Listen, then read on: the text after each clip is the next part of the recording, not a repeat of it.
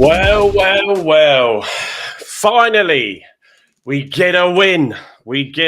Evening, everybody, and welcome to the Block 9 podcast post-match analysis. So stop the press, as all those moaners have now gone into hibernation, right? As this week, not only did we bring 3 new players, 1 on loan and 2 sign-ins, but also one of them being that elusive number 9. Lorent Talaj, that joined us yesterday and started today. And we went on and won the game. A much needed win. Lifted everybody. You could see the relief at the final whistle. So after those 4 straight losses, you would be forgiven for thinking that we were allergic to getting 3 points. But yeah, against Blackpool, the lads finally remembered how to defend. Mitchell making a big impact as well. And more importantly, find the back of the net and be the first to find the back of the net in that game. The one and only goal. Overall, it was a great performance.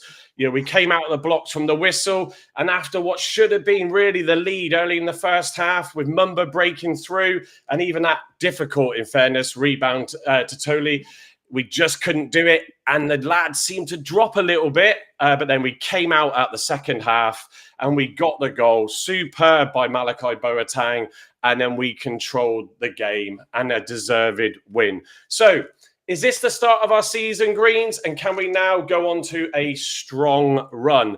Well, we've also got some injured players coming back soon too. So things are starting to look up. Finally. Evening, Gavin, Carl, Andy. Oh, wow. So, Gavin, a big relief. Massive relief. Yeah. Palpable relief. So, yeah, very good. Not how I thought the game was going to play out, I have to say, but we were good. We were very good. In patches, last 20 minutes, I think we controlled the game very well. It reminded me a bit of the sort of Miron era where we actually remembered when we go in front, we're never going to concede. First 15 minutes, I thought we were electric. We should have gone 2 up. We didn't. That was a shame. I thought that was going to come back and bite us in the backside, and I said that to you about 25, 30 minutes in. I hope it doesn't. Boateng was brilliant. Again, took his goal well. Ashby Delazouche was outstanding today. I thought his save on the corner routine was an absolute worldie. And I think if Hazard saves that, we'd be talking about that being a Gordon Banks moment. He commanded his box better.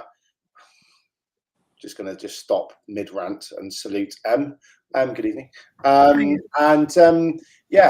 thought he boxed well. He even came out and punched at one stage, and that wasn't anyone else, which was good. It was the ball. So, yeah, really happy. Kind of feels a little bit weird sitting here, not expecting to put my tin hat on to say some positive things and get a barrage of abuse because all the bedwetters are out. So, it's nice, actually. So I'm a happy chap, if not tired. And emotional, and a little bit withdrawn because I had a member of the Gestapo sat behind me for most of the afternoon. That was Mike. He was dropping into my conversations and trying to. Can you elaborate, Gav? We'll elaborate a bit more later. Well done. Yeah, Gavin needs to calm down still from it. So, Carl, I mean, on Tuesday night, there was a shout for a coup, and then tonight or today, even there was a different type of coup in the Devonport end. Yes, for those that have seen the pigeon being held by a fan, we believe from what I've seen, it was a tired pigeon, but maybe the pigeon really wanted to actually enjoy watching us play for once. But yeah, Carl, it was getting to be a bit of a concern, wasn't it? It was, these 4 straight defeats and everything. And to be fair, when I went and met up with Gavin today, Gavin did the hospitality for me, and I said I'm not wearing my shirt today, which you shouldn't do in hospitality, but I left it at home, and so I'm not going to wear it now. Into the games, because I'm just going to take that as what it is. But yeah, how are you feeling then, Carl? Yeah, a lot better after that. A lot better. I think a massive weight's been lifted off everybody's shoulders, the club shoulders, the players' shoulders, Cleverley's shoulders, and more importantly, the boards as well. Because, after Tuesday, the scenes at the end of the game, the chants and stuff. It wasn't nice. It was an unusual atmosphere.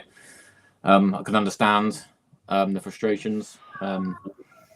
Voodoo evening. It was a parrot. It was a parrot. Yeah. Like Gav said at the start, it was a very kind of like a bit like Miron kind of performance, wasn't it? We kind of got ahead and we weren't like pushing for a second. We kind of sat on it, and I think we were a bit nervous to push for another goal, and just we wanted to get over the line and just get that first win. And like Cleverly said after the game, I think once that, the first win we have under our belts now, that should kind of relax the players, and hopefully we can push on in games to come and maybe push for a second and third goal. But we just needed to finish that game with 3 points, regardless of the performance, which I thought was okay. I think if we came up against a stronger attacking threat, Dale Taylor was quite quiet during the game, I thought. But I think if we came up against a stronger attacking threat, we would probably be punished. But no, we held well. Mitchell's really shored us up at the back. And yeah, we roll on to Cardiff next week. Yeah, no, good. Thanks, Carl. Andy, one of the big things for me, and sort of I noted it on Thursday's live when we're on, and that is Hammond has taken a lot of stick, but actually what really helps the goalkeeper is also having that back line that he can also rely on. So it's got to work both ways. The defence have to trust the goalkeeper's going to do his job and vice versa. And that seemed quite evident today, didn't it? I mean, Hammond, scoring high on FOTMOB as well, as we'll come on to in a minute. But he just seemed better, commanding his box, etc., like Gavin was noting. So, yeah, that was positive to see, wasn't it? Yeah, I mean, a reason for that probably being is that Victor Poulsen wasn't playing in front of him. And I don't like making a scapegoat of anyone, you know what I mean? But Poulsen doesn't sort of fill you with any sort of hope when it's in front of you. Whereas I think Mitchell certainly did. He was immense as well. Yeah, Hammond did really well today. Clean sheet. That's just more important for him. A clean sheet. And a major coup going on with the pigeon thing again. Yeah. No, it's. I think it's. I mean, like, I think part of feeling tired is because I've had a few early mornings and late nights since coming back from holiday. And, it was just, I said to Gavin, like, I was nonplussed. I wasn't confident. I wasn't feeling like we were going to lose. So I wasn't sure how it was going to go. But, I'm glad that we got that win. Just while Emma sorts out the children, I've muted you at the moment, Emma. So when I see you come back in the screen, I'll bring you in. But just looking at the comments, there's quite a few that have come in. So let me just spin through. Stephen Cooper, evening. He came in very early, which freaked me out with the comment because I thought we had accidentally gone live 20 minutes too early. But he said he was looking forward to tonight's show. I told you Thursday about the signing. I was spot on. We had heard a lot about that potentially happening. And also, Jonathan, you finally won a game. You must feel on top of the world. Yes, we are. We just got to make sure we sustain that now. Just a Jana, shout out to Pigeon Pete. Yeah, to be fair, I should have used that one. GT, good evening. We really needed that, absolutely. Yeah, Spencer Argyle on tours in. Evening, mate. Andy says, it's all going to be okay. Don't panic, Mr. Mannering. Yeah, absolutely. Ghost Child is back. Evening, gents. What a day. So where am I going here on the comments? Keeping up, Leslie Somerville. Please just his actual name and stop being disrespectful. I don't know what that's relating to. A win. What is that? Ninja Matt. Evening, mate. Just a Jana. Boateng needs to do more shots when he is in shooting range rather than constantly passing back like he has in other games. Today's goal is proof that he needs to shoot. And then just read a couple more before I bring Emma in. Cameron Miller, evening. So much now signings and a win. Stephen Cooper, I'll tell you later, the midfielder who's coming. He's from Man United, young up-and-coming kid. Did hear a rumour that there was a midfielder in training as well earlier in the week, but we shall see then, Stephen. Fingers crossed. PAFC Green Army. Mumba, I love him, but he doesn't know where to pass or shoot and loses the ball a lot. I felt in the first half he wasn't great, but when Soranola came on, did better. And Kenny, I can see you in there as well, evening, mate. So I'm just going to let me unmute you, Emma, as you were dealing with the kids. There we go. So good to have you in tonight, Emma. So obviously also feeling happier after those vital 3 points. Yeah, I think before tonight, I was like, I don't care how we win, as long as we win. You know, we all said it, didn't we? A cheeky little 1-0 win would be absolutely fine, no matter how we do it. But actually, the way that we did it was quite encouraging. Like, I know you guys have already talked about, but just like we seem to be playing actual football tonight or today, which didn't look the case even on Tuesday. It was really slow and lackluster. We kept losing the ball all the time, and I feel like obviously we still had moments tonight or today that were not great. We still put the ball out a few times. Passing went a bit awry, but it was so much better. I feel like the team is kind of gelling a bit more. They're anticipating each other a bit more. We're getting some overlaps going on, and obviously we were on the front foot for a lot of like the first 20 minutes at least. So yeah, that was really encouraging. Like it's not perfect. We all know it's not perfect. We know that we need to still add a few more players. Hopefully some loans coming in or something. But it just looked like we're clicking and things are coming together. And obviously our new striker, he was only brought in yesterday, so we couldn't expect miracles. But if he'd have scored that goal, I think the place would have just erupted, wouldn't it? And he's so encouraging. Like to see him. He's physical, he's strong, and I'm really excited to see what he looks like for the next few weeks when they get their hands on him and get him into play. Yeah, I think let me just switch to the group view now for a second. For me, Emma, the real big difference was, because we've said this about leadership lacking, communication lacking in these first few games. And what was so evident from the off was how Mitchell was talking to everybody, organising the defence, telling people where they needed to be, telling Hammond what he should be doing as well with his distribution. And that just made a huge difference. Even when, sort of the subs were made, he was going over to Waidu straight away. Gavin said to me, I'd just seen Mitchell just go straight over to Waidu just to sort of like have a few words with him before coming on. That made such a difference in that game. And, it's great to have a player that's come in that was hoping to get in a bit earlier, but didn't, and has come in and made a huge impact. Yeah. Yeah, that was to you, Emma, but don't worry. Oh, sorry. I was like, are you talking to all of us? Or? Yeah. Well, I was sticking with you. I'll go around the table, but yeah, go on, Emma. No, I definitely noticed that, like you said, that he was communicating a lot with the keeper, and Hammond looked like just a bit more relaxed, like his shoulders were relaxed, and he just maybe he just feels a bit more confident with that back line. I'm not saying it's all Powson's fault, but obviously not having Powson, having the configuration in front of him that he had today, he just looked a bit more relaxed, like he wasn't under pressure, and he felt like he had that support. So yeah. Definitely nice that they're talking to each other. Obviously, they're training more, they're playing more together, so it's going to gel, isn't it? Like a lot of them have only known each other for a couple of weeks, so we've got to give it time. But it's encouraging that we're not stuck as we were on Tuesday or even like last week.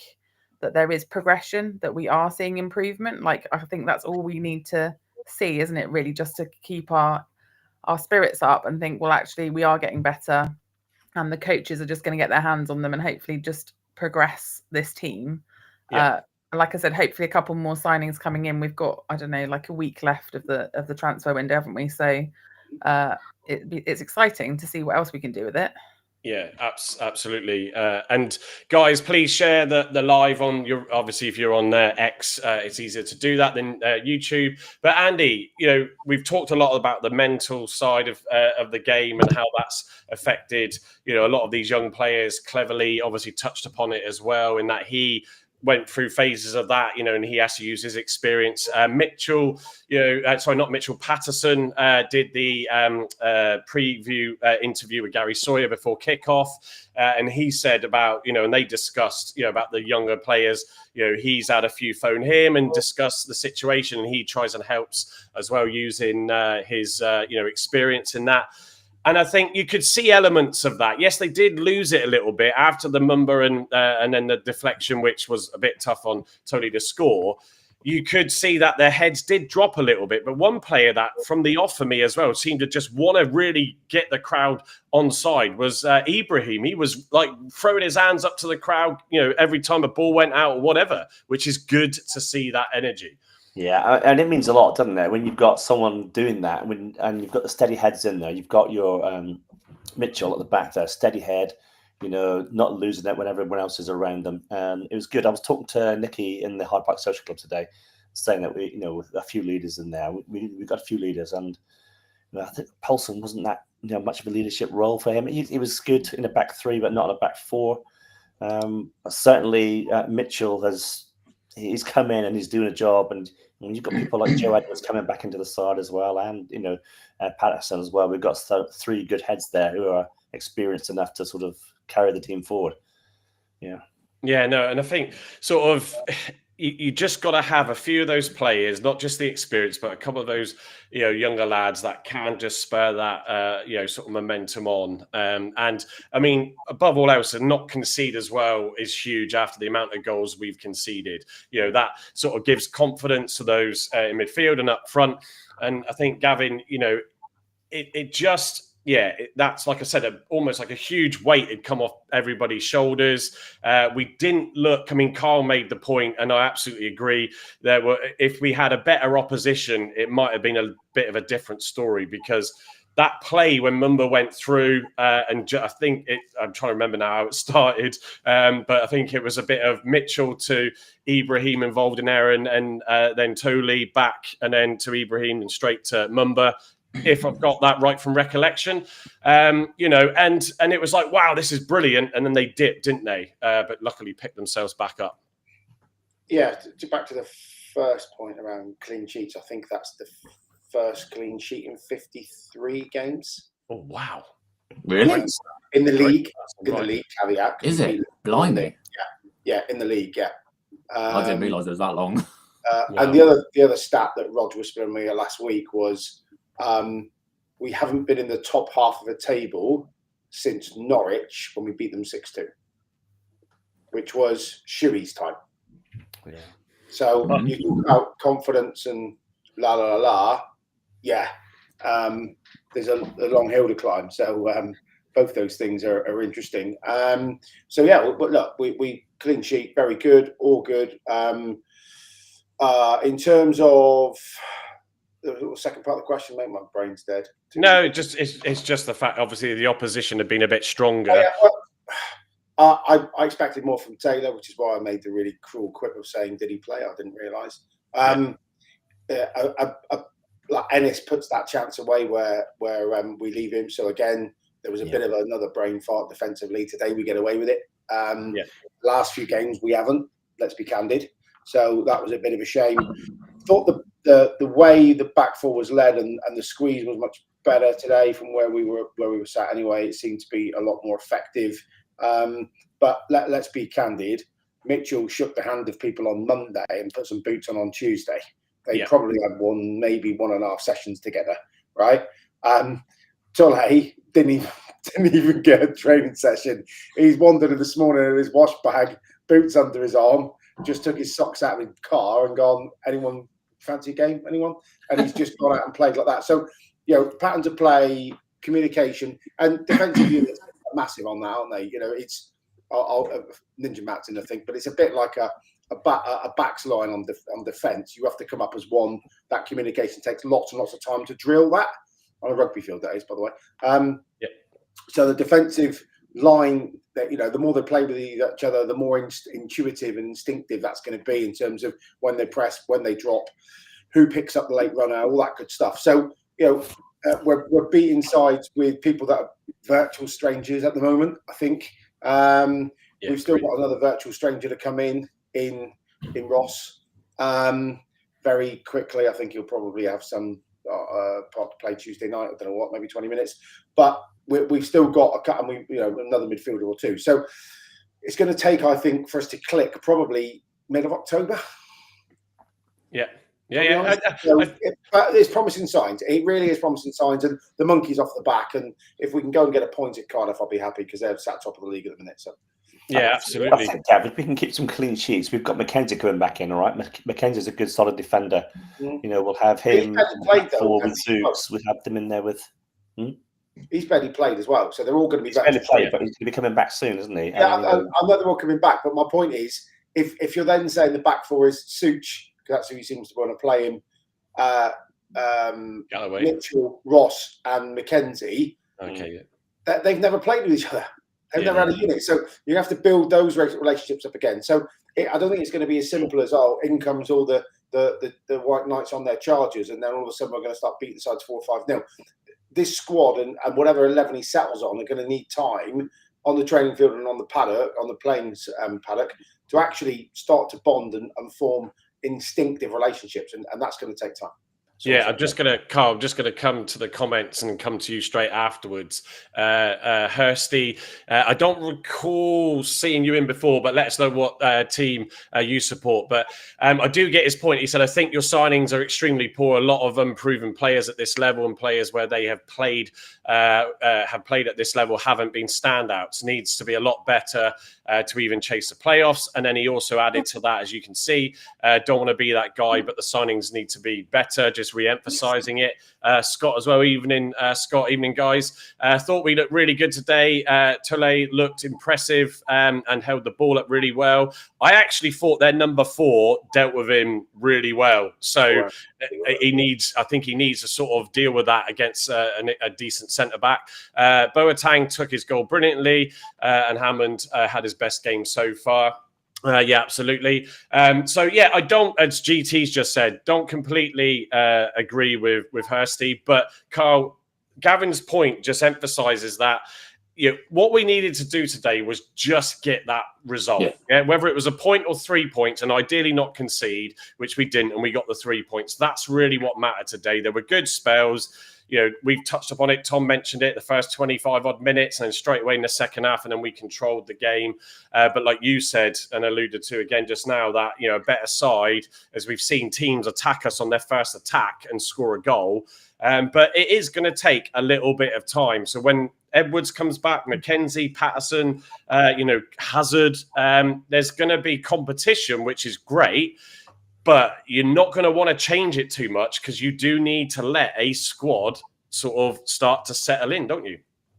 Yeah, definitely. And as you just touched on, when we get our injured players back who are key parts of the squad, or the first 11 really, we'll start to see a settled team and probably some more settled results coming up. But until we get to the end of August, if we can keep producing enough performances and picking up some points, we've still got some really hard games coming up. Obviously Cardiff away is going to be another difficult one. They're top of the league as well. They were strong again today in their game.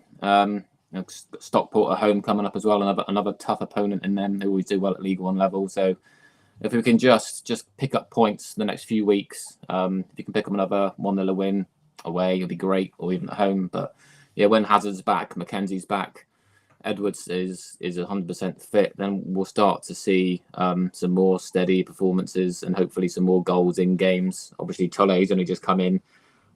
He looked good. Obviously, he doesn't know the patterns of play or any of the players around him yet. So I wouldn't say he was like running around like a headless chicken, but he was running around, still putting the effort in. He was still giving 100%. He was still showing his attributes. That first chance he had was going to be difficult. It came to him really, really quickly. Again, Mumba, he should have put that away. The amount of chances he's had this season, and the end product for me just still isn't there for Mumba. Whether Mackenzie, when he's fit, whether we move Benarous up in place of Mumba, I would like to see that given a go as well. Maybe that's a thing to try, and maybe the paint pot trophy. Is it the paint pot trophy? What's it called now? Virtual trophy. Maybe that's some ideas to maybe try. So I'm still not keen on Mumba in the front three. I still think he's better as a left wing back personally, because I still think his end product isn't there. And I think Benarous is lacking in defence. I think he's more suited to being higher up the pitch. So there's lots of food for thought there. Yeah, I'm going to just switch to our presentation deck for good sort of come in at this point. For those that haven't watched us before, we like to throw a slide deck together, which obviously we've done quickly for the post matches because we go live a few hours after the game. And just to give some context, look at some of the stats going on there. I have got a screen share I can bring up in a minute as well of the Sky Sports highlights so we can see what they're showing there. So let me just, I wanted to, obviously we know what the result was. The attendance, 15,322. A bit of a dip, but it's still quite high. Obviously, the positiveness with the signings. And as someone's noted in the comments, I can't remember who it was, but I'm glad there wasn't that sort of demonstration today with the tennis balls, etc. I think it was noted earlier in the week. So let's just look at the FOP mob. So on screen now, for those that are listening post, we've got the FOP mob player lineup, which gives us the ratings and also the substitutions that came on. So sort of afterwards, I sat in the lounge and sort of made some notes on some of these players. And I think we've discussed some already. Obviously, Ashby Hammond, we've noted, had his best game so far. And no surprise, like I said, you know, with Mitchell and that sort of alongside Galloway, you know, played really well. But the one, I mean, well, Sook's also playing very high up the pitch, almost like an inside right, I think, Gavin, you put it to me. But Benarous, it's the first game where actually it just wasn't his game. You know, he wasn't able to sort of make the passes. He wasn't able to make the runs. I think the Blackpool right side sort of had the measure of him a little bit. Obviously, he was subs in the second half, but yeah, not his best game in that one, Emma, was it really for Benarous when he's got that quality there, though, hasn't he? Yeah, I think I can't remember who. I think it was Carl who just said about pushing him up higher. I thought actually Mumba was going to get taken off when Sorinola was coming on, and I thought maybe Sorinola would drop in behind and Benarous go up forward, like further up the pitch, because I think on Tuesday night actually he was one of our better players and he was attacking a bit more. But yeah, today a lot of sloppy passes. He pushed it out a few times with no pressure on him. So yeah, not his best game today, but I do like him. I think he's really. I don't know what it is about him. He's got a lot of energy. He's very fast. He seems to like pivot a lot of the action around himself. So like he's asking for the ball, he's coming forward, he's playing in front and trying to get us on the front foot, which is what we've been lacking, I think. But today, yeah, like you said, a few passes went awry and he wasn't really as good as we've seen him, but I'd like to see him a bit higher up the pitch if we can. I don't know, Barley didn't have a great game, not 100%. Like he had some really good chances today, and it was really nice to see him like driving into the box a few times, like a la Huddersfield, you know, that first game of the championship where he just like skipped past everybody and banged it away. I thought he was going to do that again today. I think he's got a lack of confidence. I don't know why, because we know he can play and he's obviously a good League One player. He was brilliant for us in League One last time. So I think we need to get Barley's confidence up, but it would be quite nice to see Benarous pushing forward and maybe drop Barley back again. Benarous reminds me of Adam Randall playing at fullback a little bit. He seems low centre of gravity, great on the ball, sees a pass, wants the ball, but you kind of get to feel that he wants to be in the middle of the action, sort of a Caleb Watts type role, rather than being stuck out on the left. I think he's playing at the moment to get a game time. He'll play wherever he's put, obviously. But every time I see him, I always think that's how Randall used to play. A couple of games when Shuey put him at right back for a while because we were struggling. That's how he kind of played in that role, which was, he did okay, but it's probably not his best role, I would say.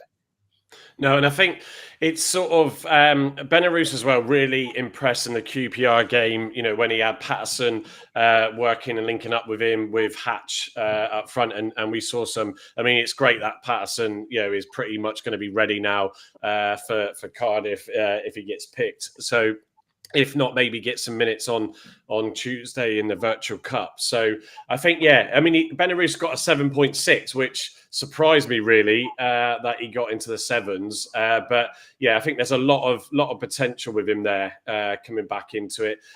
Galloway, Andy, alongside Mitchell, or touch upon it. You know, Galloway got 7.3 with Mitchell 7.6. You know, he seemed fairly sort of relaxed, and happy in that role again. And obviously he went off. I know he went down before going off, so let's just hope it's not another sick note. But again, it just goes to show, doesn't it, that some of these players just can't play out of position and just really suffer when they do. Yeah, he was solid again. He had a great game, Galloway, which is why he got this sort of round of applause when he went off and the people calling his name. And again, alongside Mitchell, I just think both of them are, that there's going to be a solid sort of back four to break down, isn't it? When you've got Zooks there as well, and yeah, it's exciting because he's getting back to his best. Let's hope we can keep him fit. But hopefully that knock that he took, it wasn't too serious. On the presser, it said it was a small calf issue, but he's been playing through it and it won't be a problem. So him and Amici both had basically cramp. That's pretty much what Tom said. They're going to look at it, but it's cramp. So I don't think they're probably quite fit enough yet, I'd say. But yeah, but I mean, as you say, Mike, Belarus wasn't at his best today. I've seen him play better than that, and I was bigging him up before the game to Ray up in the stands, and said, Belarus is going to be great today, and he sort of had a bit of a flop really, but he still did a good enough job back there, and got sort of link up play going. So yeah, happy with it. It's just Andy. I think like we've touched upon a few times tonight. It's just getting the players to settle into a rhythm together, and I think then once they understand each other's sort of game a bit better and are able to sort of read what each other's going to do, then there is some great potential there. I mentioned Zooks just now. He got a 7 rating. Immediately from kickoff, he was just pushed really far forward up on the right. And actually, it was at that point where we were starting to do some great bits of play with him involved, with Amechi, although I did feel, I'll come on to Amechi in a minute, because I think at times he just tried to do too much individually. But yeah, Zooks, Gavin, he had another pretty decent game, I felt. He's played wide right for his country. So he's played in right-sided in a back three, right wing back in a back four. By the sounds of what Tom Cleverley said tonight in the press conference, he now sees him as a full back or full stop who can cover centre half. I think for that, I think I said to you halfway through the game, you kind of want special teams with these pair. You kind of want Sorinola when we're attacking, and you want Zooks when we're defending, because Sorinola can pick a pass, do a 1-2, and he's got a wicked cross. I just feel that at the moment, he might get better with time and more practice, but I feel that Cornell, his final product in the final third isn't good enough to get forward and get inside that outside right channel. However, defensively, if you want someone to clear your lines, if it's between him and Matty Saranola, you know who or even at Joe Edwards, you know where you want to go. So work in progress, but yeah, I think he deserves 7 out of 10. He's also obviously a big threat as well. Now we've got some height coming in the team and Ross to come in for his long throws. So I think all in all, if you were going to sort of look at the pros and cons, do a SWOT analysis, if you like, on him playing at fullback, there's probably more strengths and weaknesses, but there's probably several opportunities there as well to improve the performance. Yeah, no, great. And Carl, sort of looking at those sort of two, Ibrahim and Boateng. Just seen it was. Hang on, let me just go back to it. PSC Green Army mentioned Ibrahim with yet another yellow card, so he is one more away from a match ban. So he does like to go in as well at times. He got away with one I think it was in the second half, where he went in quite with a bit of a lunge with his legs still up, really. So he got away with that and didn't connect with the player. But I thought he had a really good game overall. He scored 7.3. And he just, like I said at the start, he just seemed to have that energy of any time a ball went out, he was near the crowd, he was trying to jeer them up and get them going. He's actually looked fairly good and consistently pretty good throughout most of the games that he's played in.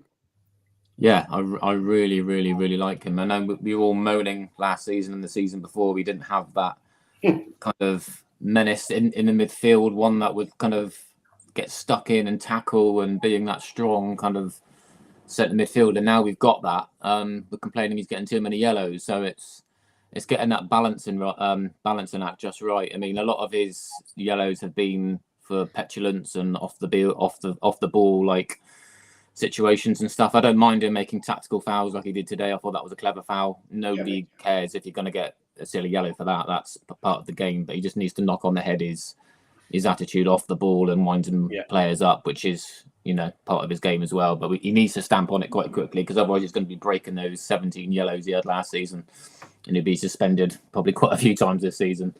Boateng, quite fitting. He got the goal. I thought so far, he's probably been the player of the season, one to watch so far.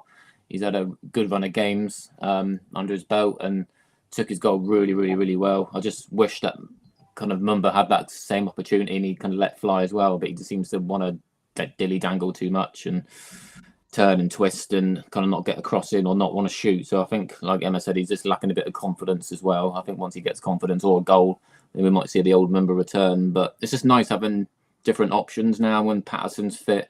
He's going to be strong when he comes in. He's got experience. Again, I think he's going to be a key player for us. So we've got this in a few weeks' time. We're going to have a few selection headaches, I think, and I think Tom will be a lot happier with the squad when he's got a full set to choose from. Because I think going forward, we should be okay. Yeah, no, it definitely. Yeah, he's going from. And just to touch on Amici, so I completely forgot about him as well. I thought like he said, I was just going to come to him anyway. He tries to do too much himself. He didn't really want to take on his man too much. He kept cutting back and looking for Such, and then Such would try and attempt to pass back to Mitchell. And I did see in the second half that Mitchell said, no, don't pass to me, kind of go forward a bit. Yeah. I just fear he's a bit of a one-trick pony at the minute. He just seems to want to do it all himself, and some of his shots have been quite poor so far. And I think Tegan Finn must be feeling a bit happier that he's going to try and push him a bit more in the weeks ahead. Yeah, I think I agree. I know a lot of the players felt Amici was going to be that, sort of goal threat for Argyle. And again, it's still settling into the team and sort of the league and just getting his rhythm right. But yeah, there were times where, especially in both halves, but even in the second half, where it's like he's got two defenders on him and Sukes is just there next to him to pass it. And he was just trying to, I'm going to take you both on. It's like there's no need. And actually, when we'll come on to Pepple, because I think he made a huge difference with Sorinola and that coming on as subs. But it just it just slowed the game down a bit. And when we moved the ball really quickly, we created gaps, we created space, and we were able to sort of go forward and have chances. And when a player tries to want to just dance and step over, it's a bit like Sissoko when in my opinion, I think he's probably going to be better than that. But Sissoko tried to do too much and again lost the ball, and your momentum shifts. So yeah, looking at Amici got 7.2, so fairly decent rating. Boateng 8.5, and as cleverly said in the presser, he's been consistently the best player. He's wanted to see more from him after obviously we brought him in the championship, and he seems to be proving that, which is great. We've obviously discussed Mumba, but Watts 7.3. He actually really came alive when Mumba and Pepple came on. In my opinion, he just sort of seemed to find space. He should have. I know the defenders probably stopped and the keeper, but that ref. And I've seen the comments in there.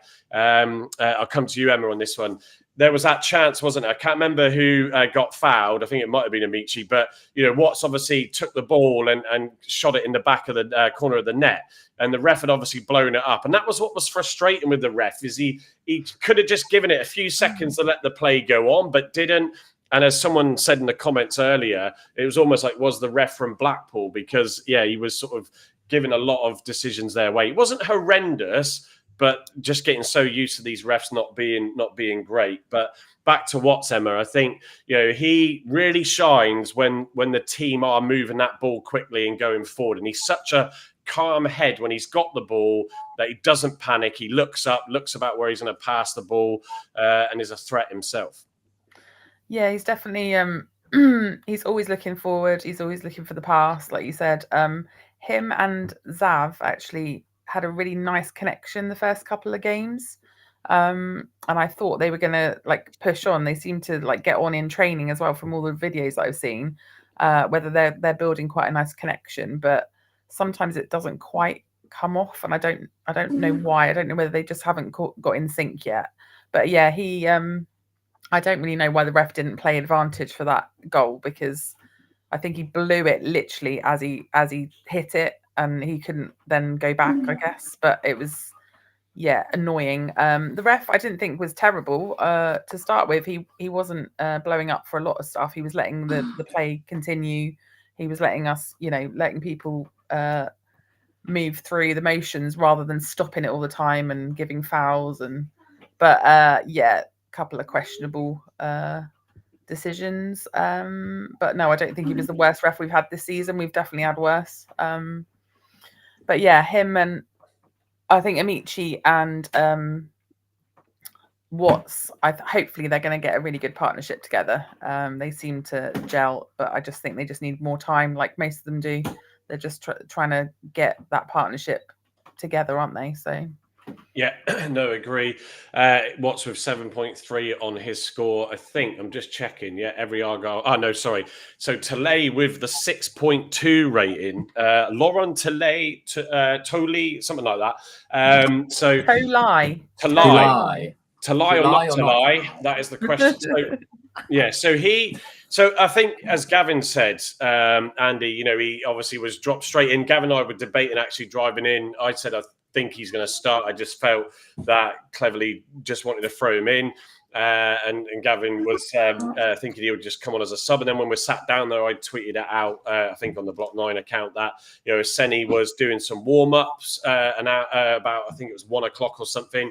And it was Gavin was like, well, he won't be in the squad and certainly won't start if he's out there doing that. I don't believe he has a niggle or an injury. Evening, Ben, just seeing you jump in. And Dean as well. A couple of others. Graham have just dropped into recently. Good to see you in. He for his first game and staying on for the full 90 as well. I mean, he's played for Port Vale, so it's not as if he hadn't had game time. But yeah, there is definitely Andy something to work on there. It's obviously got his release clause of 1.2 million. So for those that were like, get your wallet out, Hallett, well, obviously in that occasion, that was done.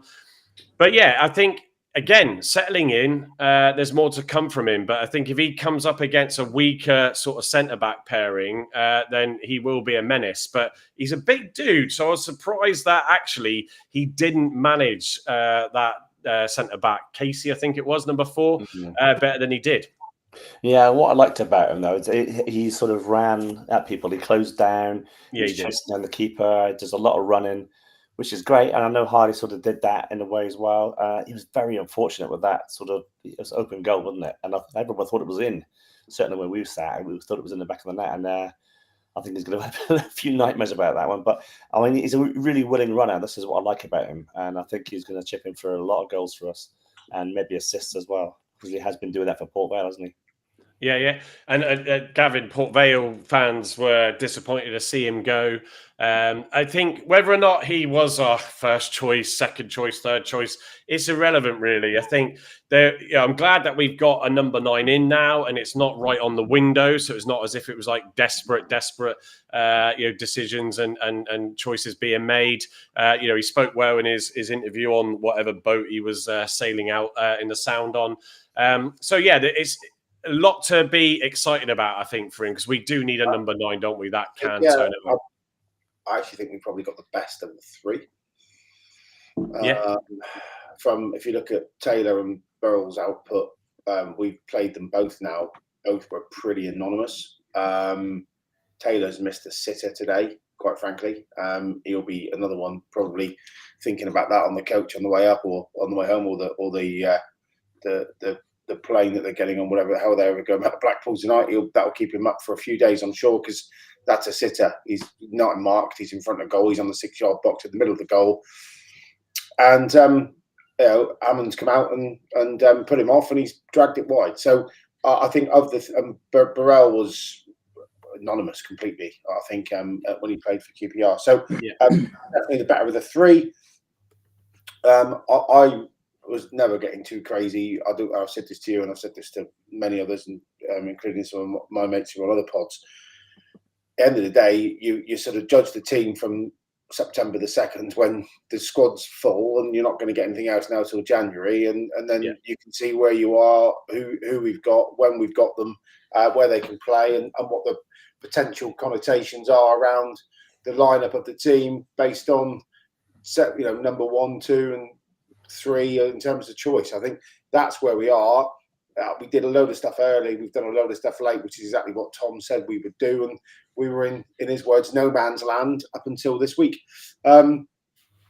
has it been what the fans wanted? No, but I think every club across the world, even Liverpool, are still saying that they've not got enough players and they are, they need more. They should have signed people earlier, etc., etc. So I don't buy into that. I think we give the club and Tom Randall a rating with David Fox out of 10 come early September.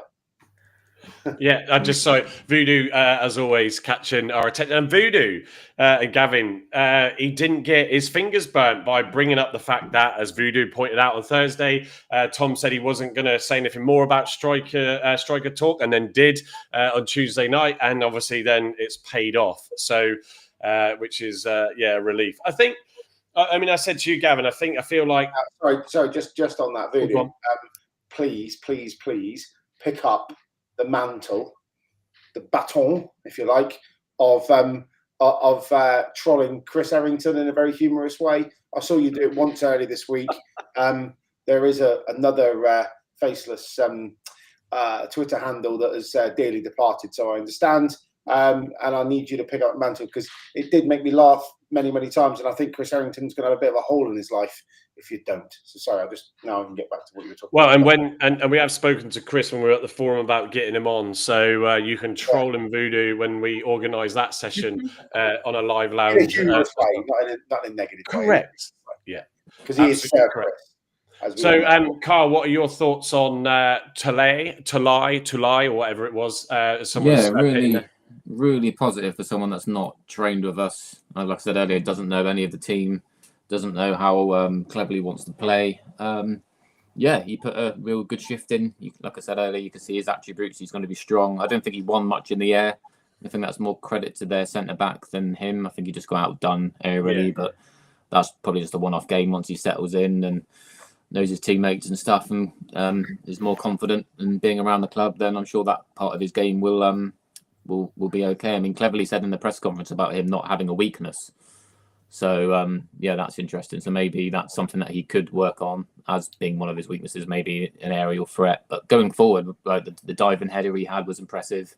Yeah. He likes to try and use his head in the attacking areas as much as possible. So it'd be nice to see him try and do his duels as well at the same time. But a good debut, I would say, and a lot more to come.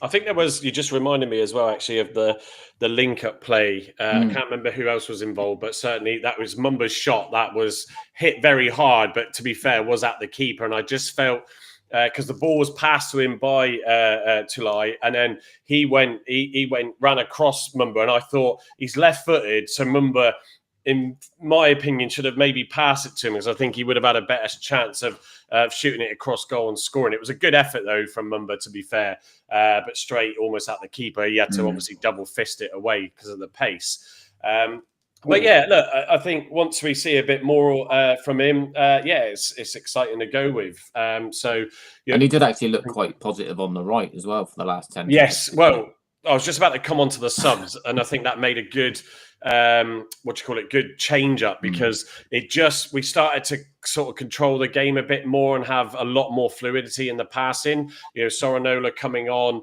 was really good. Obviously, Wyadu came on later when Galloway went off with his tight calf and looked settled, and obviously I said Mitchell had a good word with him as well when he came on.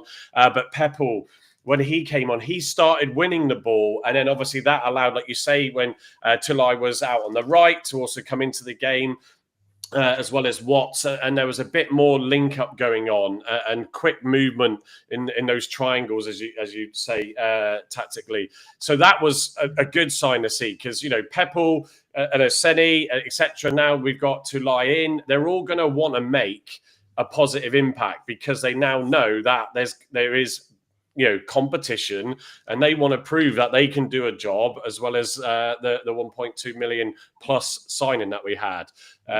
So what, Andy? Any sort of further thoughts from you on the substitutions? What stood out for you there? At times really well. I thought Peppel really did well when he came on. He held the ball up well. Some good interplay. Lots of, again, winning running for him. Wiredu, I thought Wiredu was solid. Taking over from what's his face? Who went on?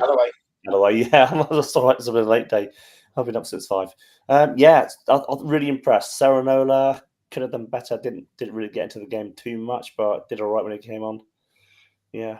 He settled with Mumba. He settled with Mumba, I think. Yeah. Like, obviously, they know each other, and I think that was, the point that we've made quite a lot tonight. Is those two know each other plays, so they were backing and supporting each other defensively as well as getting up and attacking. So it does go to show that once they've had a bit more time to gel, as they say, then it should be quite good. Emma, any thoughts as well for you on anything you picked up with the substitutions?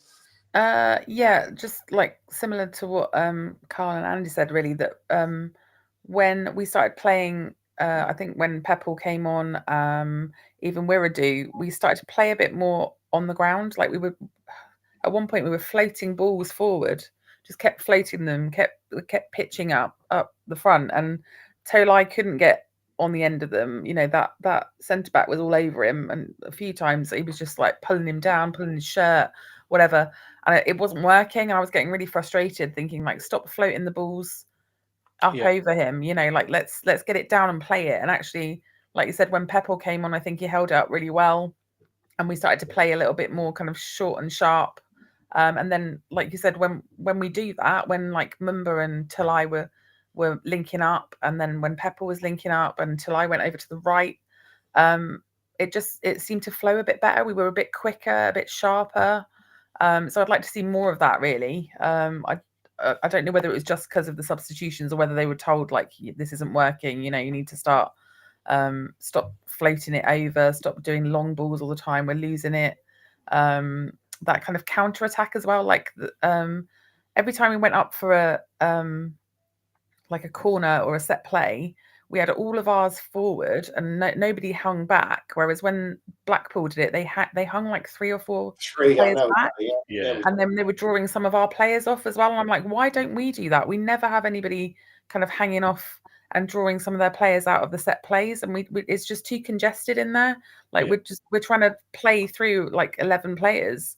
So again, I think maybe set pieces need to be looked at again. But actually, I think we can see that progression. Every match that they've played, there has been progression. They are improving. They are getting better with each other. So that's positive. And I like you said, I think the substitutes were well timed. They were the right subs. Yeah. I think the Galloway one was obviously a bit forced because he was down on the floor, and he was hobbling a bit. So hopefully it's just a bit of tightness. But yeah, I think the subs were good. They came in at the right time and they did change things and they were the right options.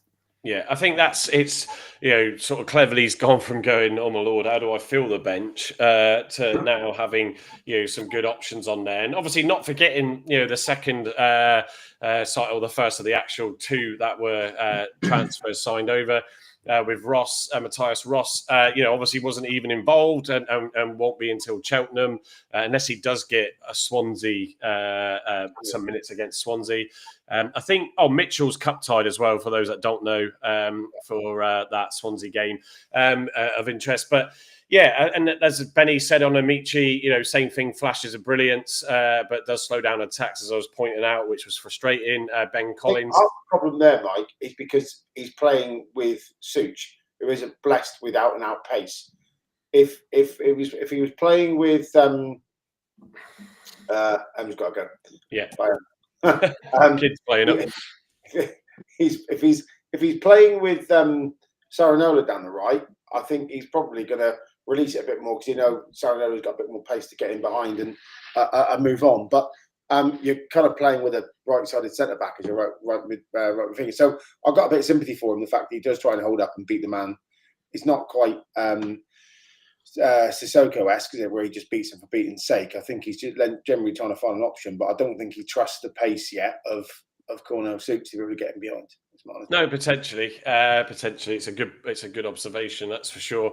And Ben Collins saying, yeah, Waidu had a good impact when he did come on. Yeah, agree. And again, when you're coming on and you know that you haven't conceded and the back four looks more organised and structured, and as I said, you know, that sort of communication and leadership was clear from Mitchell. And when there was a bit of a stop in play before Waidu come on, obviously because of Galloway's coming off for his little tight calf, and Mitchell went up and had a chat with him. Yeah, Carl, you've failed miserably with your dad jokes again in the chat. Spell check. Yeah, absolutely. So it was good because it just lifts everybody's confidence. Right, I have got. Just bear with me a second while because I haven't prepared it. So I'm just going to do a screen share. Let's just catch these highlights. There we go. So this is care of Sky. I think the Hammond save is going to be, because I've not seen that back yet, but from where we were sat in the Upper Mayflower, it looked like an absolute worldie because it was travelling. That was a great save. Yeah, it was. Although the highlights are only 1 minute 58 seconds long, so don't look like there'll be too much on there. But let me roll it. Oh, Was this filmed on a potato? Sorry, on a potato. Yeah. Really it's as blurry as. Hang on. That's because it's just buffering. Can you still not see it well enough? That's better. Right, okay, let me rewind it back again. So this was the Mumba and then Talaj chance. Great movement here, by the way. It was, That was a great ball. He should be scoring that. Be scoring it. Oh, I thought that was in. It's actually harder, I think, to miss that than it is to put it at the back of the net. You you said that a bit quick, though, didn't it? I think it came across him quite quickly, and he was sort of running in memento. It did, but now seeing it back, I have to agree with Gavin that he should probably have done a bit better with it. But it was a brilliant bit of play. I mean, Mumba finding all that space in between that defence. Yeah. So, have I turned the sound off? Sorry, there we go. Oh, it's quite quiet anyway. What attacks this one? This is his miss, isn't it? Oh, yeah, I think Hammond's done really well there to come out and narrow the angle down and put him off. That's Taylor, the guy we didn't use for. Because if he doesn't come out there, he can put his foot on it and then whack it home. So I think by rushing out, I think he's done a really good job. This is the save. This is the save. Brilliant. Some strike. Good save. That's going in. And can I just add, we looked at it in the shop with the new kit. I absolutely love that blue kit. Lovely, yeah. Looks really good. Trying to see. This is a goal. Boateng. And what you see there, what you expect really from Boateng. He's a strong physical guy, so he just literally went through there and just like, right, I'm having this, so don't even think of trying to get the ball off me and smack straight into there. This is where what scores his goal, isn't it? Winning runner. Why did he not play advantage? Shocking decision. Yeah, play advantage. Yeah, it was a bit poor, to be fair. That, if I'm honest. Terrible. This is the slip, isn't it, at the end? Oh, no. No, it's not. It's like Mumba does really well. Yeah, this is his shot. There you go. So a rebound. Just rewind it back a little bit. You can see, so I'll pause it now, but he's on the right of the screen. I let go, and he might have been offside, actually, if he'd have passed it, in fairness. So the layoff was probably to Amici, because he's in space, and he can put that in the bottom corner in his favourite left foot. There we go. We don't care for your advertising, so there we go. But they've got credit because it's their video. So let's just have a quick look in the comments. So let me catch up because that screen only shows so many. Oh wow, there's been brilliant comments and engagement in the chat tonight, folks. So let me just go back a bit. Stephen Cooper, I'm going back here. Darren Moore said did not want to lose him with regards to Talaj, but clauses his football and wishes him the best. Plymouth have got a good lad, which is great. And to hear that from Moore. Benny, we've read that one out already. Dean Mumba should be putting that into the top right-hand corner. Yeah, I don't disagree with that. Again, it's chances and chances so that they can just sort of start to get into it. I mean, having shots on goal, which were lacking big time recently, at least is a step forward. PAFC King Swansea away prediction, we'll come on to that in a second. Voodoo Hammond's interview is something he couldn't remember if that shot went in. He did. He was also like, he was talking about the fans. Actually, it was all right. Presser overall, but yeah, he was mentioning about the fans and commenting on how good they are, and he said he still wasn't used to the end yet. Go on, Gavin. Sorry. I said he's a goalkeeper. They're all mental. Varying degrees. That's true. That's where I used to play. So hence with my name being crazy. But yeah, so yeah, it was good. And in fairness, obviously he knows he would have taken some stick. Actually, Patterson in the lounge interview before the kickoff, mentioned about the sort of when he went through his career, and when he went to Nottingham, he said he had loads of positive social and all that sort of stuff in his second season when he wasn't delivering what was expected. Then he had the bad side of it. So it's great, and I alluded to it at the start for those that have not long joined us, that, he was emphasizing that he's got experience as well as a couple of others in dealing with the positives and the negatives that come, to the games where it's been. Did he give an update on his injury?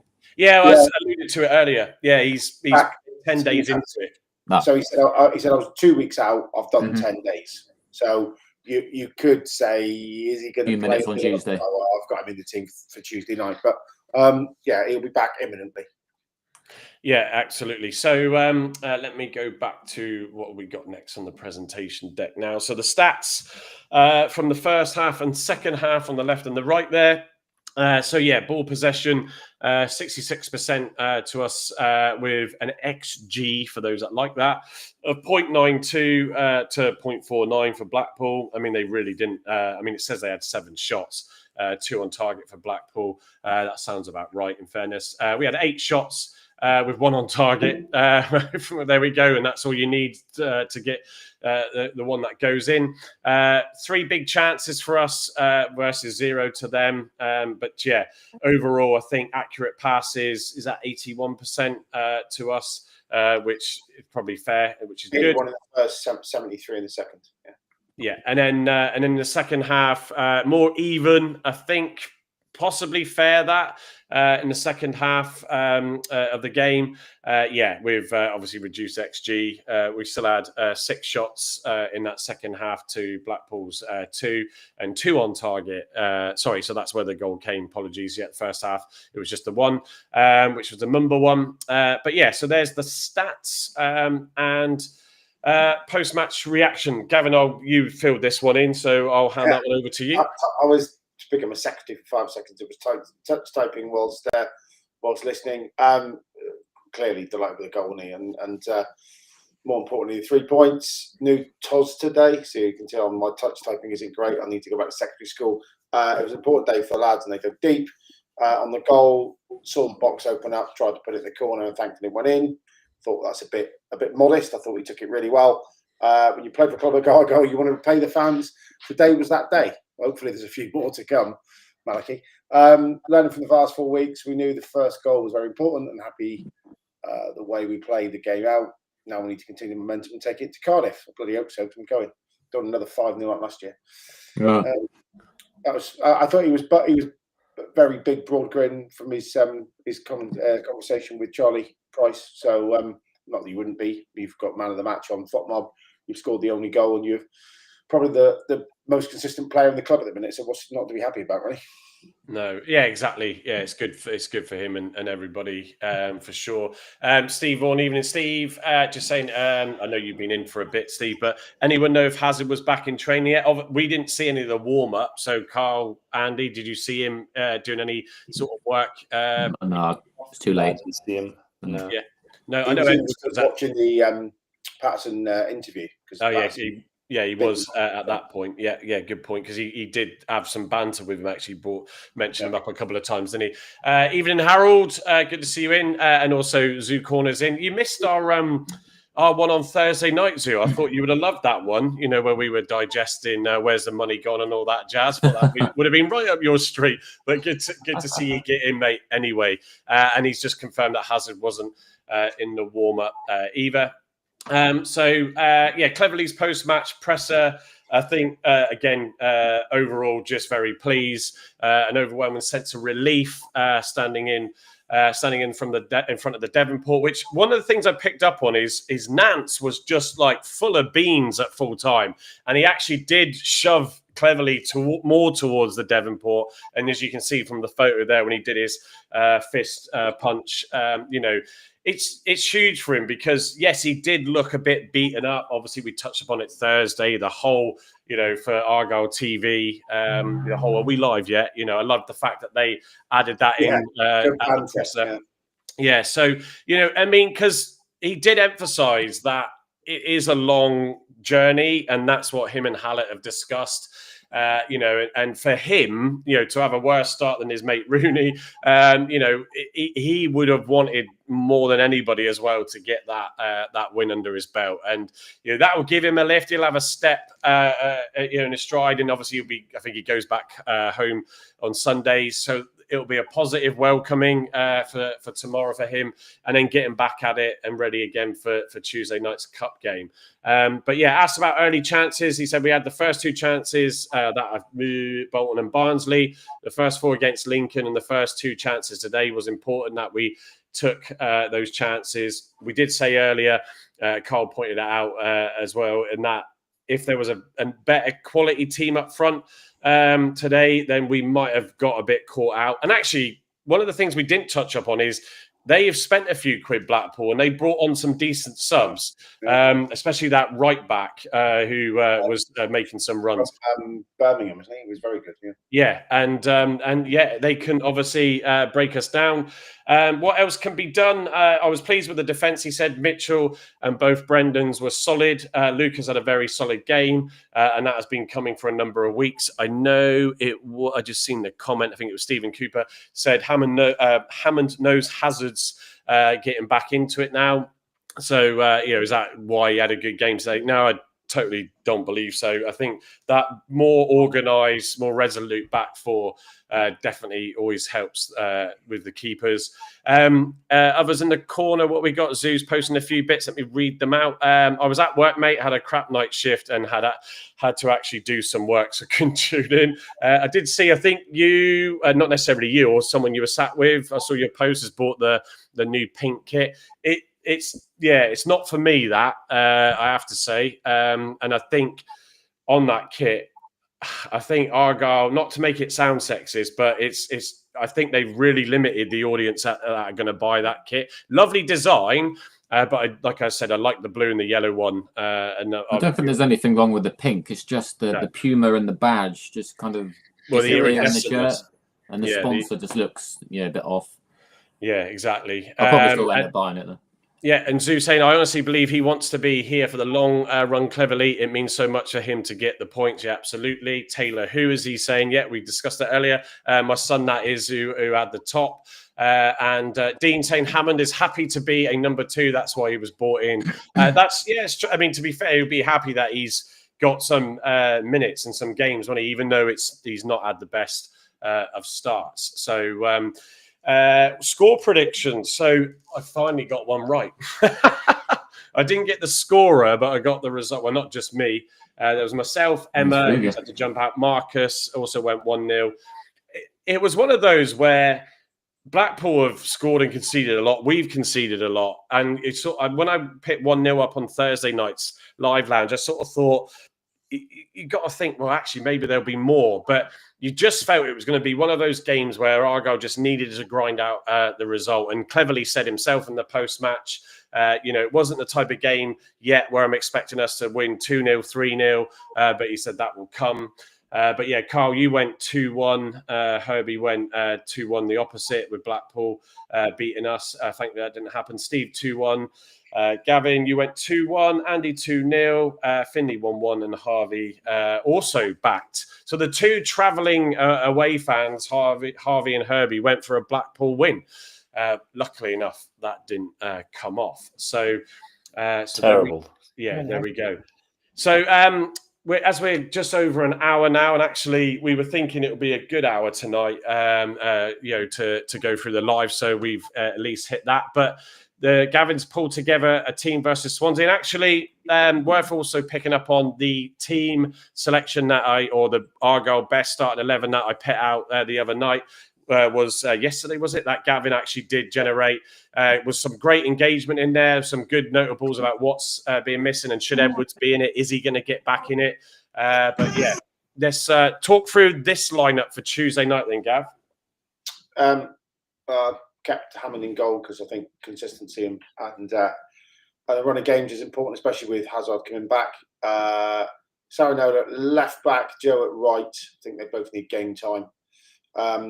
Wiradou and Such in the defensive roles. I'll probably play the other way around, actually, looking at it left and right. Wiradou needs game time. I think Such have a break from playing fullback, but will play in the centre halves. I just think, well, Mitchell's cup title, he can't play anyway. Ross is too soon. So that's why I've kept both those in. I've kept Boateng in the side. So I think confidence is a big breeder. But Robert's back in because he wasn't even on the bench today, I think. So he's going to need a run out and some time. And then it's the the QPR front three with Patterson in behind. So Aseni, Hatch and Finn, who I thought were brilliant against QPR. And Patterson should be back. I don't know, it might be a bit too soon for him to start, but I've been very wishful thinking and put him in there because I thought, again, he was brilliant in that role playing against QPR. So completely refreshed. I think how many people retain their place? Such, but in a different position. Goalkeeper, Boateng. So three retained, the rest changed. I think that's a good start. And hopefully we'll beat some people. Hopefully, we beat Swansea. I think they'll put a weaker side out too. Just to answer Corner's question, is Patterson back with Swansea?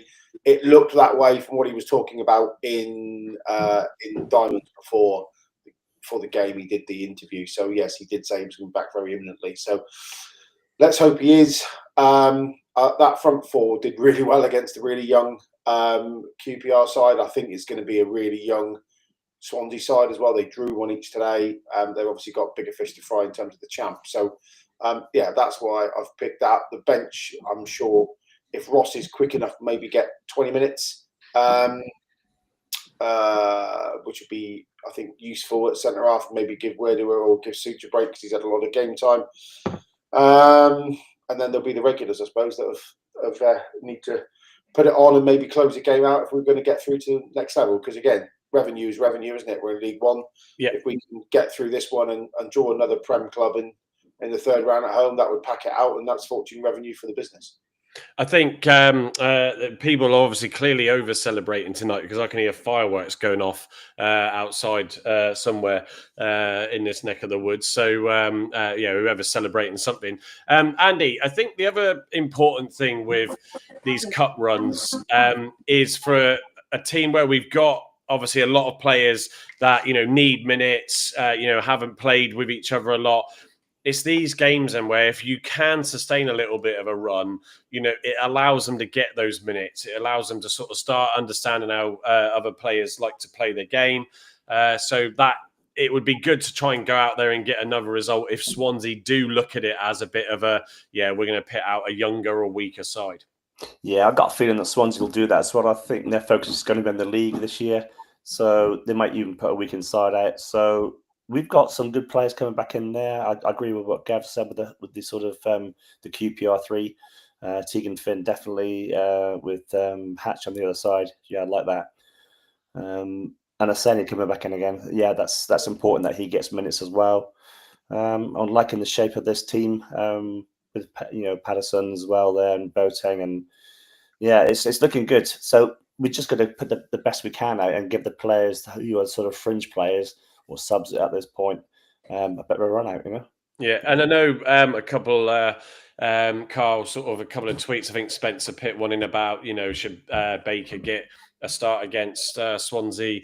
It's interesting, isn't it? Because I think with Hazard coming back, then you almost still want to try and keep Hammond fresh, and these games, whoever's leaving the room in the background there. Yeah, just if you're going for bath time, it's always a nightmare in this house, bath time. I think I can't see him using Baker. I think if he felt, and I mean this respectfully to Zach, saw him walking past actually leaving tonight with his little one. Did he say, "Oh, that's the Crazy Pilgrim"? No, he didn't. Oh, no, he didn't. I mean, to be fair, I mean, I was surrounded and signing other autographs, so he wouldn't see me. But yeah, no, I think it's probably right. I mean, if Zach had something more about him, he would have probably started against QPR. So yeah, I would probably say he's being saved for the Virtue games. That's probably the perfect chance for him to get some games. Is in the Virtue Trophy with some of the other young lads as well. So. Yeah, I think Luca's game time is going to be limited anyway when Hazard's fit. So I think, you got to persevere with him in goal for the time being until Hazard's fit, and use Baker for the Virtue games. And then once that's over, maybe loan him out once Hazard's fully fit and we got Luca as a number 2. Because that's the only game time he's going to be able to get. For the rest of the squad, I'll probably go along with that. I would like to see maybe a change in formation, potentially something to give a go in the cup games, maybe a 4-4-2, Pepper and Aseni, see how they get on as a duo up top. That could be quite interesting. Yeah, seeing Joe Edwards back, that's a given, I think, on Tuesday night. And Caleb, being out of the squad completely. So it's a good looking team, and it gives Tegan Finn and Joe Hatch another go as well, because they deserve that from the QPR game. Yeah, no, awesome. And I think we're at the end slide. Just going to pick up your comments, Stephen. So I do have, I got, because as you work for Tower Cabs, I got a black polo, 2XL, which I believe is what you said, and I've got 2 of them. This is not to sound cheap, because there's no point in doing expensive ones, then I have to charge everybody a lot more for. So these are Primark ones, which are pretty good actually. I was in there having a look. That's good value as well, isn't it? Yeah. So I should be able to get those out at a tenner. There's your standard white black in there. I do need to order, because I've run out of white logos, so I do need to order those transfers. So I should be able to, Stephen. And yes, I know it will be summer soon, as you jokingly pit there. But I always wear polos, even in the winter. But yeah, so I shall get them sorted soon. I've just been enjoying the time out away from stuff. And like the holiday is coming, 2 weeks off is coming to an end on Tuesday. But yeah, I should have something done for you and get that sorted. When are the Argyle Block 9 Labubus coming out, Mike? Do you know what, Carl? Actually, Sophie left us about halfway through, and she had her ones here, and I was going to bring it up, saying actually there maybe should be an Argyle Labubu. For those that don't understand what that is, just go and Google it. If you've got young daughters, especially, then they just go nuts for them at the moment. Just type boo-boos into the search engine, you might get something different. Yeah, very good. Just be very careful with that. So, yeah, you need to verify your age now, Andy. Yeah. Oh, that's all right then. Exactly. Well, I mean, it just looks at him and says, pensioner, no problem, let you in. And Zoo Corner just pointed out, I said it earlier, Senny was doing a fitness test at about 1:30 when the stadium opened. He was doing a bit of a session out there. I don't believe he's got any knocks or anything. So, but we'll obviously find out more potentially later on. Let me switch back to, this group shot. So that's about it, folks. So look, for everybody that's joined us tonight, I think we're just under 900. So that's really good on a lovely Saturday evening. Yes, we got a win. So finally, we had something positive to talk about. Voodoo say no idea what a Labubu is, and at this point, I'm too afraid to ask. Not spelt that way, but just throw it into a search engine, Google, see what happens, or ask GPT. So let's go on to Tuesday night. We're back Thursday for the live lounge. Obviously, we will summarise from that game against Swansea.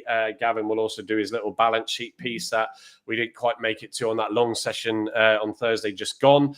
And anything else that comes up. I mean, will we see some more signings? Stephen Cooper saying there's a midfielder from United that could be about to be announced as well. So, I mean, bring it on. Jatta earlier, didn't they? Wasn't there a rumour that Jatta was out Stephen, spasm on his way to us? Steve Pitt in the WhatsApp group. Yeah, that there was talks that he didn't start Argyle were noted as one of the potential teams of interest. I said to you, Gavin, I feel we do need maybe another striker. I'd like to see us just sort of have that extra reassurance, as well as this midfielder would be absolutely spot on. I think with Ross now, we may have covered that back four okay.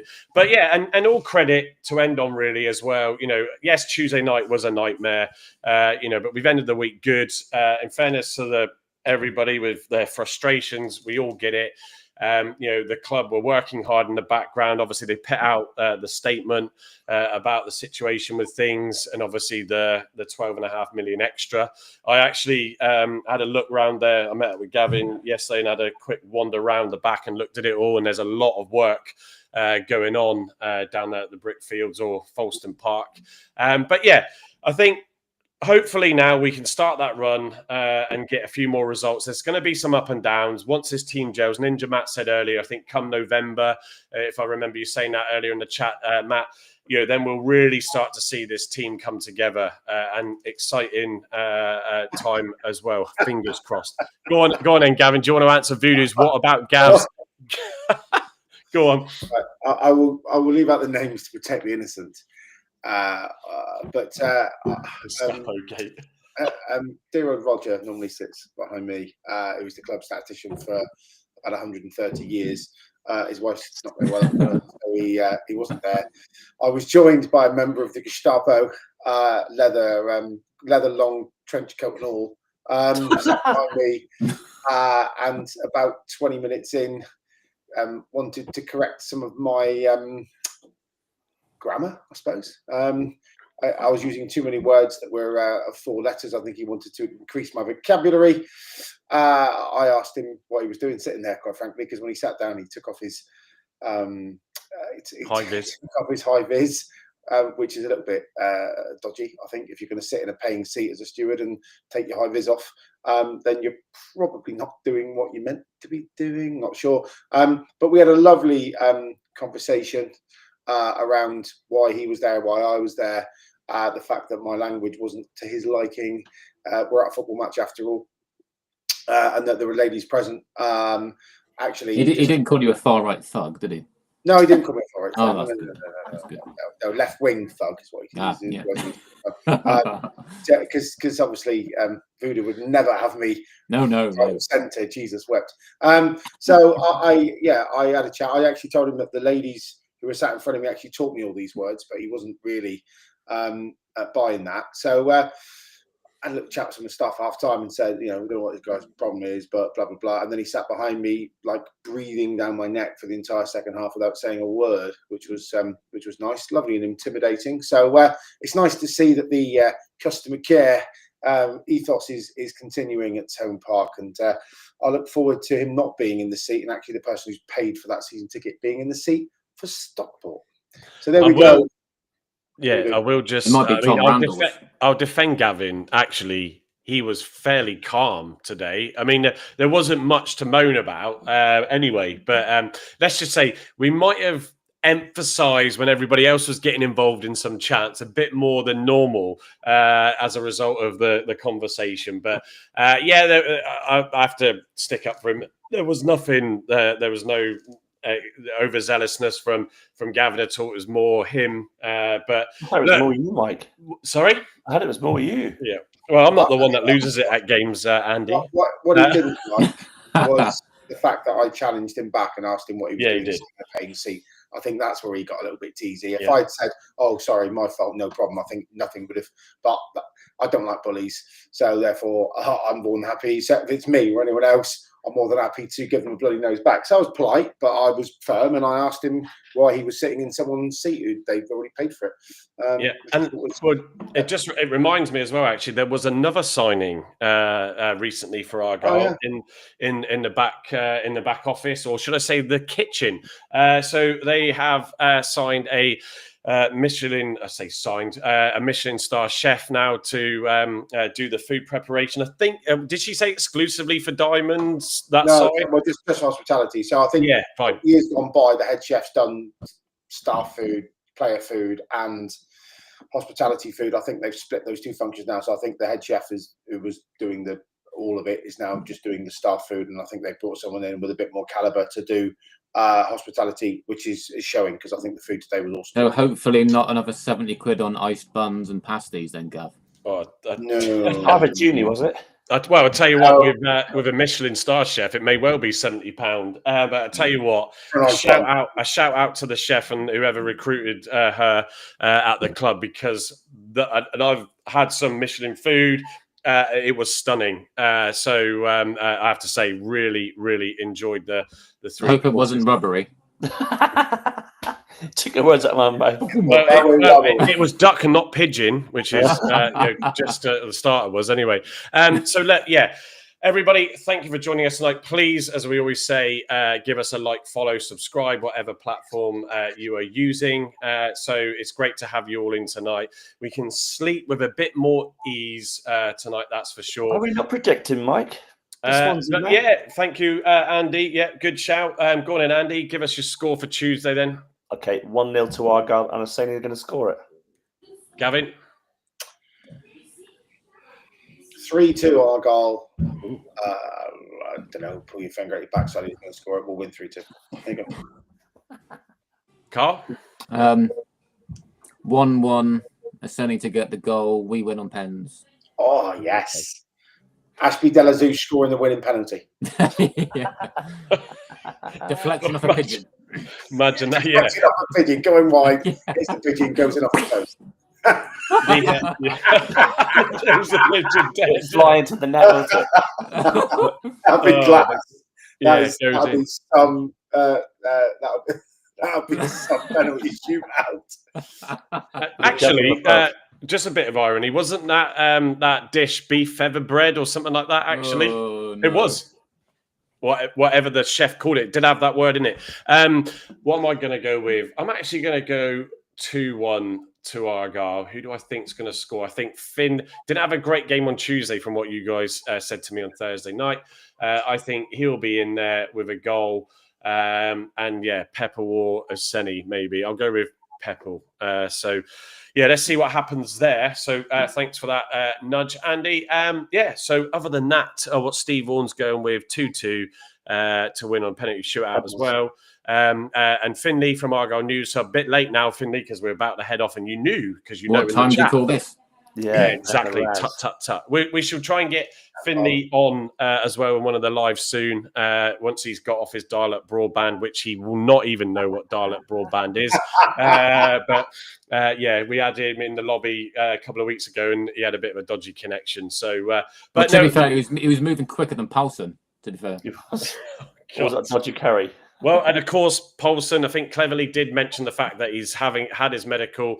So as we sort of alluded to at the start, he will be no longer an Argyle player. So we move on from that story. Do you reckon we're going to get a fee for that? Because he's got a year left in his contract, or they're going to just tear his contract up and say, do you know what? I couldn't care. We'll just send him off. He's gone. Off the wage bill. He must be on quite a lot. He's good. I think he was on about 10k a week in the champ, so he's going to be on 6 or 7k a week now. That's a lot of money in League One to give back on other players. Well, that's another 7k on Folkestone Park a week, isn't it? So yeah, ideal. Oh, you little bitch! You not giving it to Folkestone Park. Oh dear. Harold's live with that nonsense. Go on. Zoo said, "I've heard the fee is 500k, probably 500 quid." Harold's going 1-0 to the Swans on that Tuesday game. If we get £500,000 for Victor Paulson, that is the best bit of business done by any football club in this daylight robbery. Fact. Yeah. Yeah, no, it would be. That's why I reckon he actually meant 500 quid. Right, we will now kill it dead there. So everybody, thanks for joining us. Enjoy the rest of your evening, the rest of the bank holiday weekend. And we will then catch up with you next Thursday. So, cheers, guys.